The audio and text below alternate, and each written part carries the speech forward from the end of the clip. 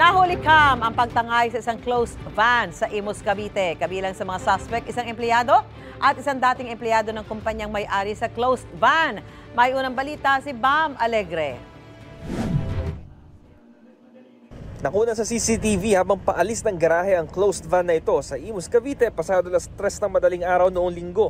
Tinatangay na pala ang sasakyan mula sa isang trucking company. Base sa investigasyon, ang nagmaneho isang dating empleyado ng kumpanya. Kasabwat niya at nagsilbing lookout ng isa pang empleyado at isa pa nilang kaibigan.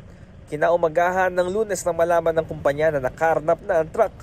Sa tulong ng GPS, natunto ng closed van. Inabandon na ito sa Carmona, Cavite. Ayon sa mga pulis, tila hindi ang sasakyan ng punteriya ng mga suspect kundi ang laman nito. So yung insidente po ay yung karnaping ng isang truck na closed van at yung qualified theft dahil yung laman po ng closed van ay ibinenta nitong mga suspect.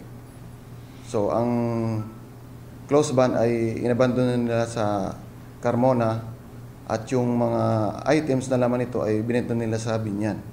Tinatayang na sa 160,000 pesos ang halaga ng chichiryang laman ng closed van. Lumalabas na ibinenta ng tatlong suspect ng bagsak presyo ang laman ng van sa halagang 80,000 pesos. Sa follow-up operation ng pulisya, natunto ng isa sa mga suspect, isang kasalukuyang empleyado na nasa barracks pa ng kumpanya. Kalaunan na aresto rin ang dalawang iba pa. Lukot lang po ako, sir.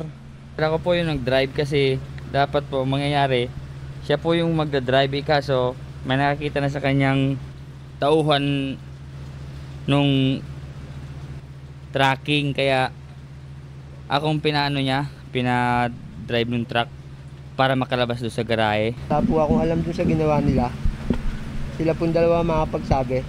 Naharap sa reklamong carnapping at qualified theft ng mga suspect. Ito ang unang balita mula sa Imus, Cavite, Bam Alegre para sa GMA Integrated News.